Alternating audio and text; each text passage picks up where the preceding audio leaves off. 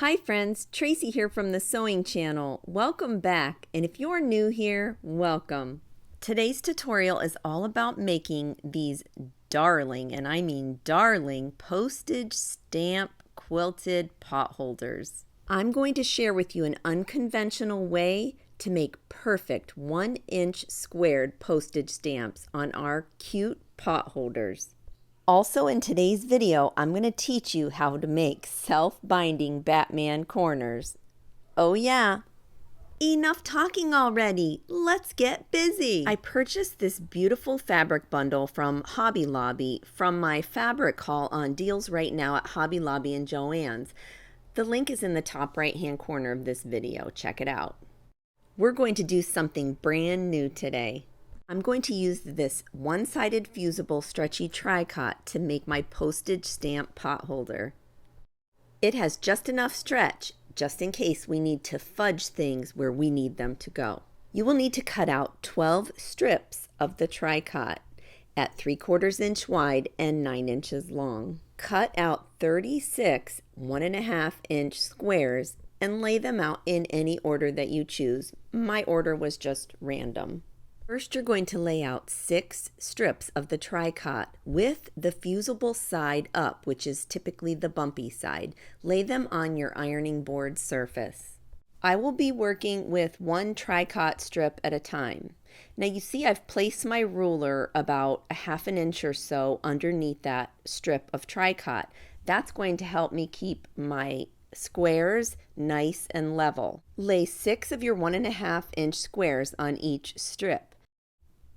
Be sure to leave a very tiny space in between each of your squares. Double check, make sure that all of your little squares are level right along that ruler, and be sure that there's a space, the same amount of space, between each square.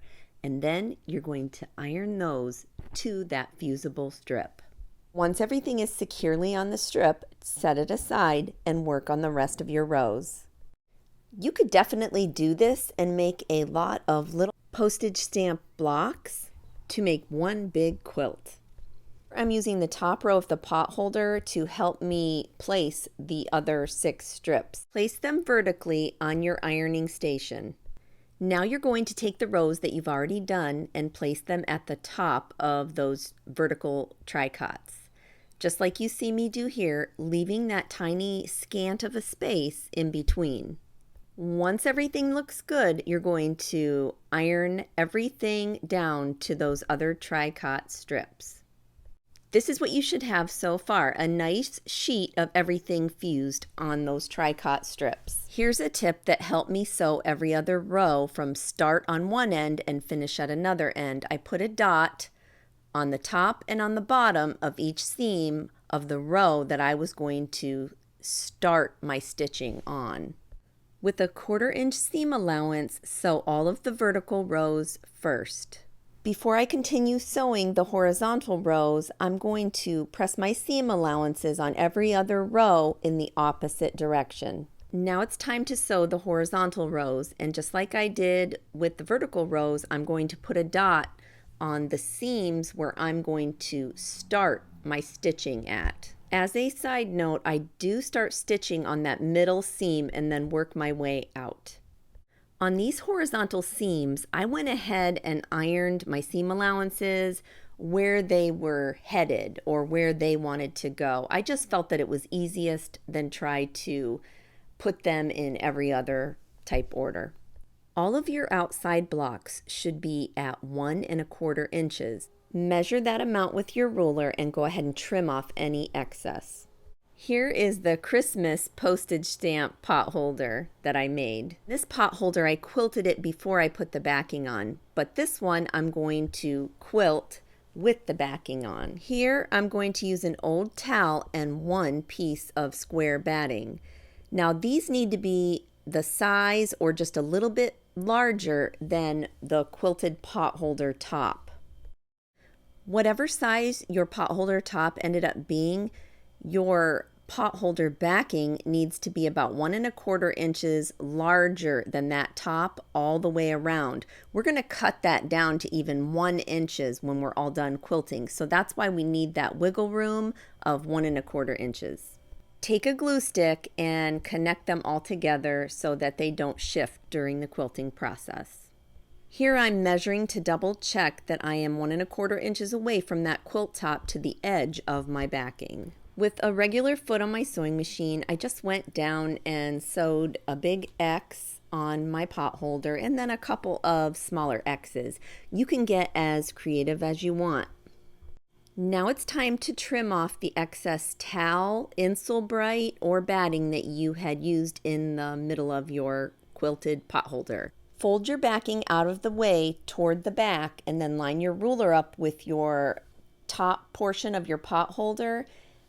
With your ruler, you're going to go ahead and cut off any excess. After that's done, you're going to make sure that your outer backing is exactly 1 inch from your quilted top area. Take the pot holder to your ironing station, and then you're going to take that 1 inch area, fold it up 1 time to butt it up against the edge of the quilted top area. Be sure to put a nice crease in it, ironing it down. Then you're going to turn to the next side and you're going to fold it up just like you did prior and give it a nice hot press and putting a crease in it. Folding in that corner area as well to make it a nice corner. You're going to fold up and butt it against the top area on every single side.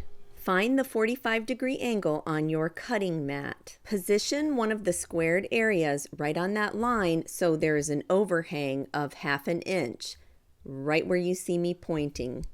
Make sure that the top of the pot holder right there and the side are both aligned on a line. Then put your ruler right on that 45-degree angle and cut. You should end up with a tiny odd-looking piece that looks just like this. Open up your corner. If you don't have a Batman head, then you did it wrong. Hence, Batman corners. Line up the other 3 corners just like we did the first one, cutting at a 45-degree angle. Take each corner, folding them right sides together. It may be a little awkward, but grab a pin and go ahead and pin them together.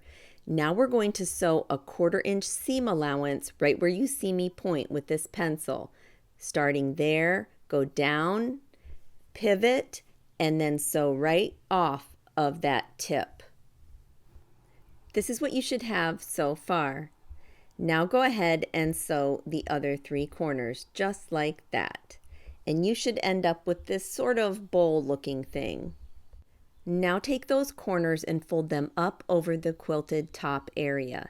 I use a pokey tool to kind of shove the corner of the towel and the top into the corner, and also pressing the corner out so that it's sort of pointy.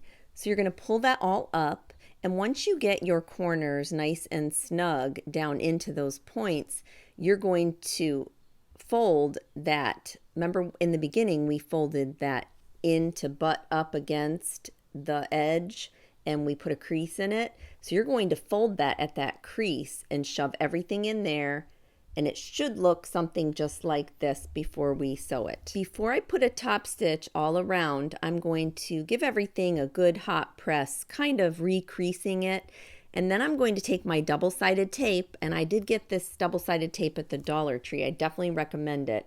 I'm going to take about 3 inches or so of a cut piece and lay it in there, peel the backing off, and just fold it up and over so that it stays until I can top stitch it. And I'm going to do that on all 4 sides.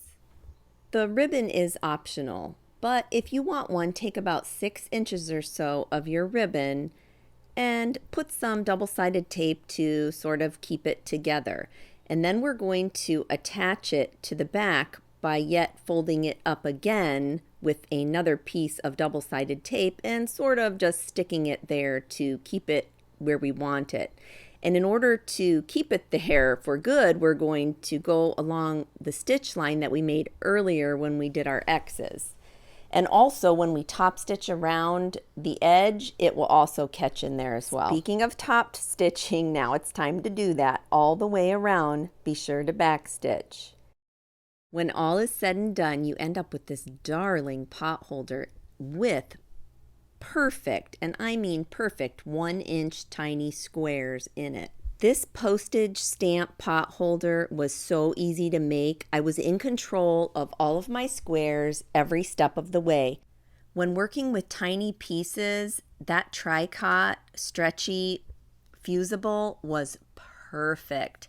I will be using that again in the future, for sure. The final measurements of my postage stamp pot holder was 6 3/4 inches squared. Until next time on the Sewing Channel, take care.